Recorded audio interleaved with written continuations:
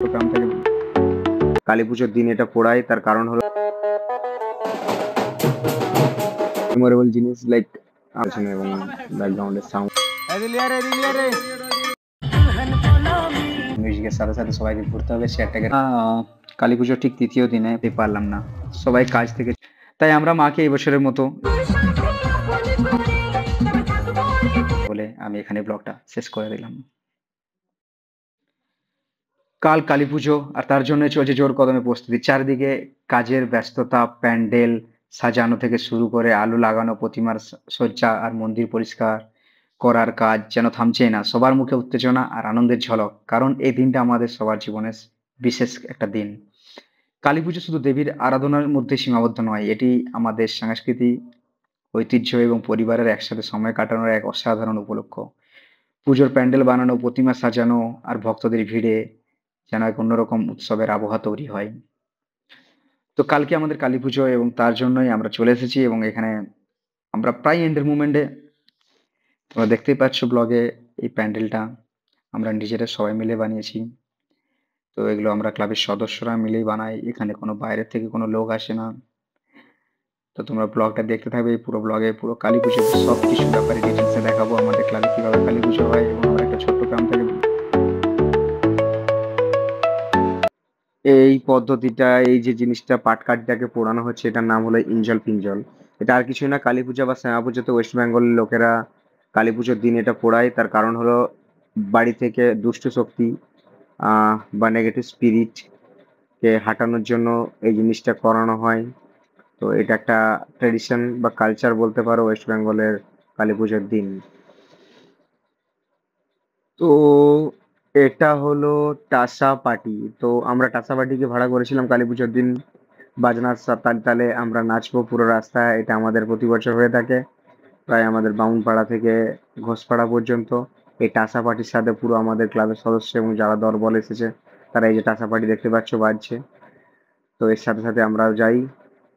এটা খুব এনজয়েবল জিনিস এবং তোমরা দেখতে থাকো, পুরো ব্লগে দেখাবো যে কিভাবে এরা বাজায় এবং কেমন গানের সুর তোলে এবং তালে তালে কেমন ভাবে নাচে সব ছেলেরা।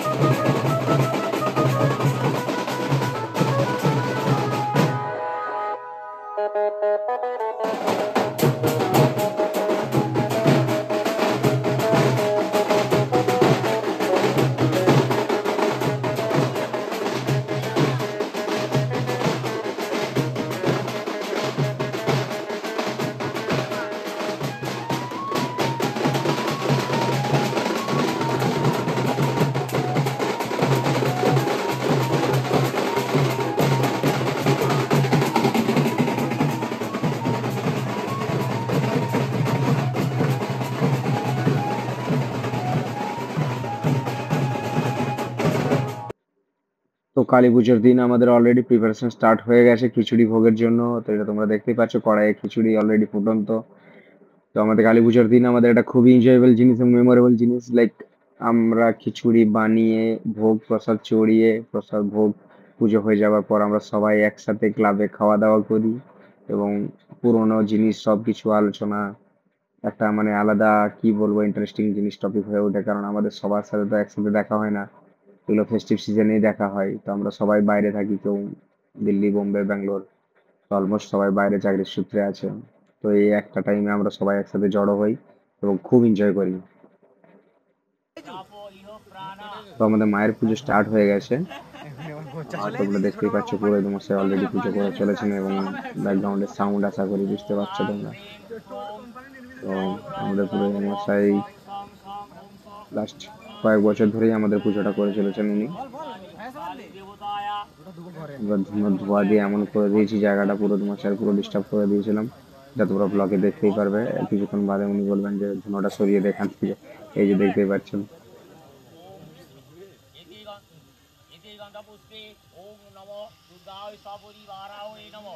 তো এরপরে আমাদের গুরু মশাইয়ের সাথে চলবে কার কত দক্ষিণা, সেটা তোমরা লাইভ দেখতে পাবে। এনজয়।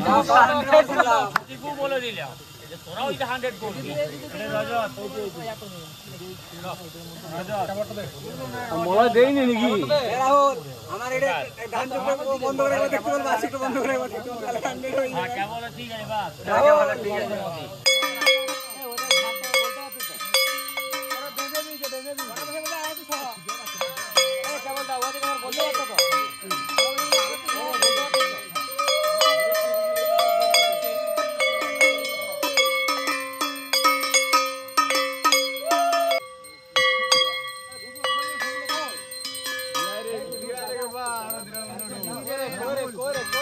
তিনবার লিখতে হবে।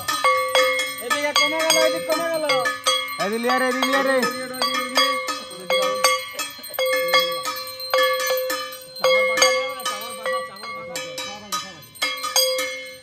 ক্যামেরা এক হাতে উপরে।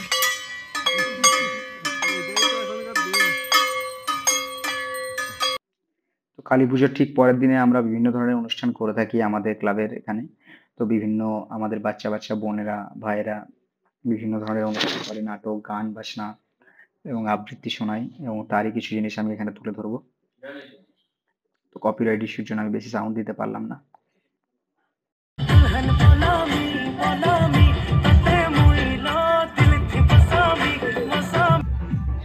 এই যে এই খেলাটা দেখতে পাচ্ছ, এটা আমাদের ক্লাবে হয়ে থাকে। এই খেলাটার নাম হলো মিউজিক্যাল চেয়ার। তো মিউজিকের সাথে সাথে সবাইকে ঘুরতে হবে চেয়ারটাকে রাউন্ড করে, এবং যে মিউজিক স্টপ হওয়ার পরে সবাইকে বসতে হবে।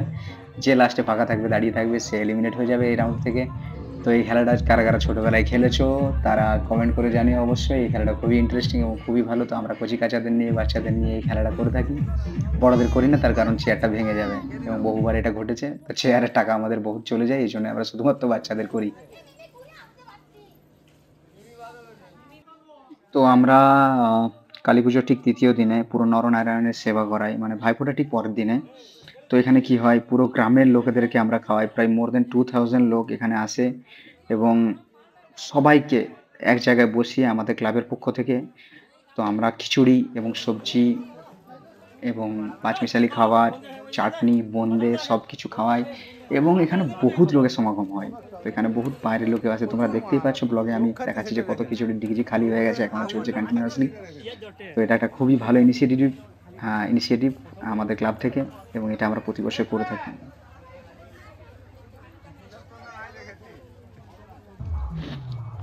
আমরা এই কালী পুজোর ঠিক 4 দিন কিভাবে কাটিয়ে ফেললাম তা বুঝতেই পারলাম না। সবাই কাজ থেকে ছুটি নিয়ে আলাদা আলাদা জায়গা থেকে বাড়িতে এসে একসাথে এই কালী পুজোটা করি। পুজোর আনন্দে সময় যেন পাখা মেলে উড়ে গেল, আর দেখতে দেখতে এসে গেল বিদায়ের পালা। মাকে বিদায় জানানো সত্যিই অনেক কঠিন, কিন্তু বিধির নিয়ম, এই পৃথিবীতে কেউই সারা জীবন থাকে না। তাই আমরা মাকে এই বছরের মতো যেন বিদায় দিতে হবে। তবে প্রতিবারের মতো এবারও আমরা নতুন করে পরের বছরের জন্য অপেক্ষায় থাকবো।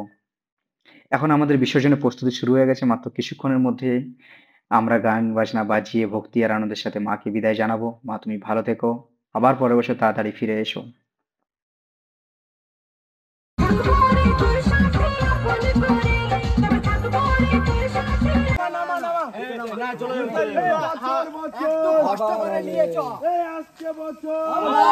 তো আমরা দেখতে দেখতে ঠিক 4টে দিন পার করে দিলাম, এবং আমাদের এখন চলে এসেছে সেই মুহূর্ত, সেটা কেউই দেখতে চায় না আমরা মন থেকে, বাট বিধির বিধান এটা লিখে রাখা যায়। তো সেটা আমাদেরকে বিসর্জন তো করতেই হবে মাকে। তো কালী পুজো বাঙালির এক অনন্য উৎসব, যেখানে শক্তির আরাধনা এবং ভক্তির এক অপূর্ব মিলন ঘটে। পূজার শেষে প্রতিমা বিসর্জনের মাধ্যমে এই উৎসবের সমাপ্তি হয়। বিসর্জনের মুহূর্ত সবসময় শুভ লগ্ন দেখে নির্ধারণ করা হয়, যাতে দেবীর প্রতি পূর্ণ শ্রদ্ধা এবং জানিয়ে তাকে বিদায় জানানো হয়। তো কালী পুজোর বিসর্জন শুধু বিদায়ের আচার নয়, এটি নবজাগরণের প্রতীক। পুরনোকে বিদায় জানিয়ে নতুনকে গ্রহণ করার এক মহৎ বার্তা বহন করে। বিসর্জনের সময় আমরা সবাই মিলে দেবীর কাছে প্রার্থনা করি, যাতে তিনি আমাদের শক্তি, সাহস এবং সমৃদ্ধি দান করেন এবং সবাইকে ভালো রাখেন।